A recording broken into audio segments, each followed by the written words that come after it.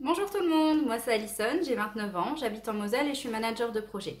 J'aime beaucoup lire, Disney, voyager, faire du sport. Et au niveau des pathologies, j'ai de l'endométriose, j'ai une candidose intestinale et la maladie de Bouvray.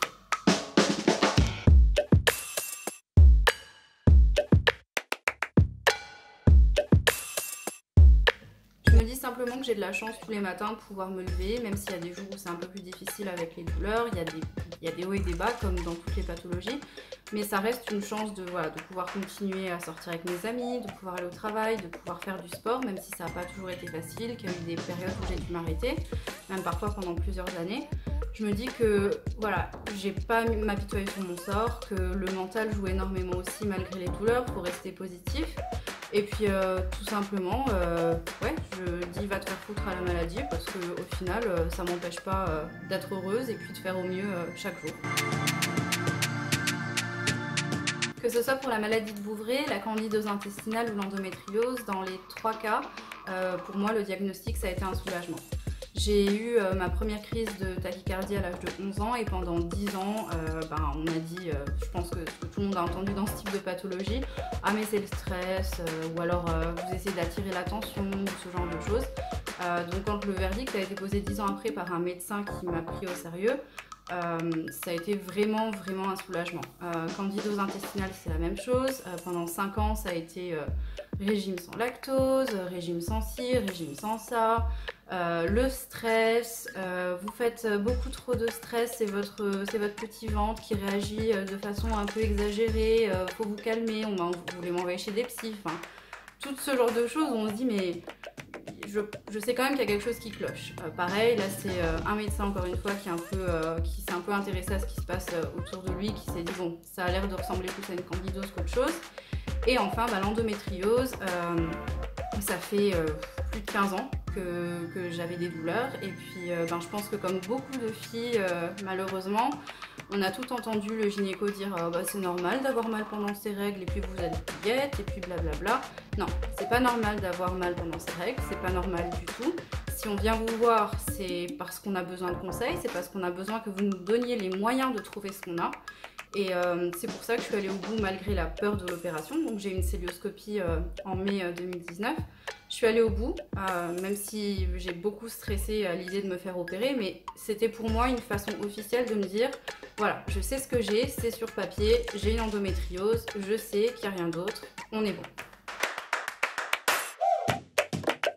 Alors dans tous les cas, j'ai eu beaucoup de soutien, que ce soit de la part de ma famille ou de mes amis.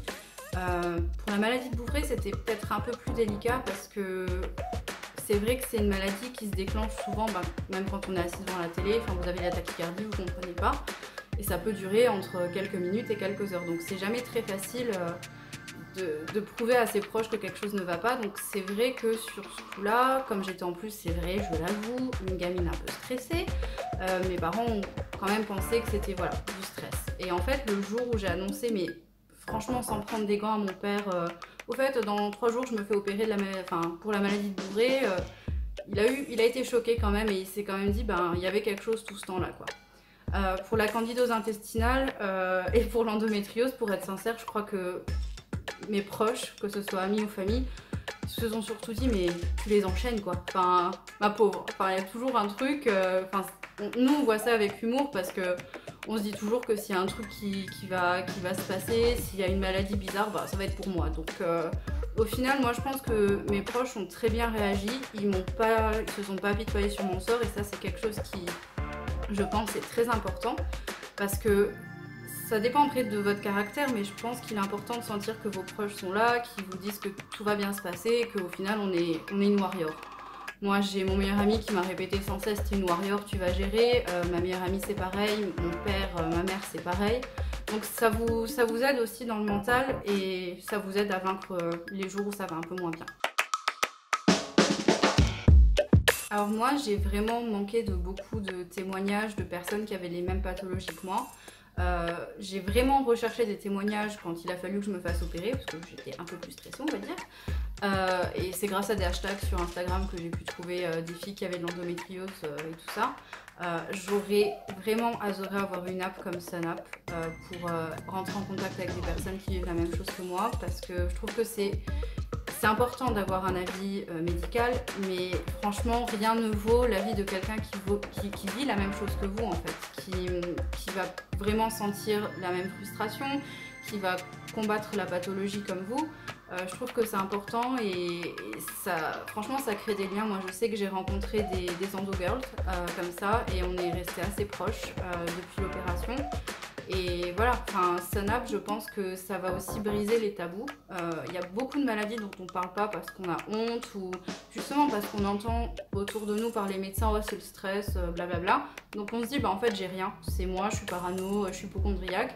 Non, c'est pas vrai. Si vous avez des doutes, si vous avez besoin de parler, cette application elle va vous aider voilà, à discuter avec des personnes qui sont passées par la même chose que vous, c'est-à-dire des gens qu'on n'a pas cru, des gens qui sont restés dans l'ignorance pendant des années. Et ça, je pense que ça vaut toutes les apps du monde. Bon bah, j'espère que ces quelques minutes vous auront donné envie d'en connaître plus sur l'application Sun-App. Ça serait vraiment chouette que vous nous rejoigniez, que vous apportiez vos témoignages et que vous rejoigniez la communauté. Et puis pour ceux qui regardent ces vidéos, parce que voilà, vous cherchez aussi quelqu'un qui a eu le même parcours que vous, sachez que vous n'êtes vraiment pas seul et je pense que cette application va vous permettre de le réaliser. Voilà!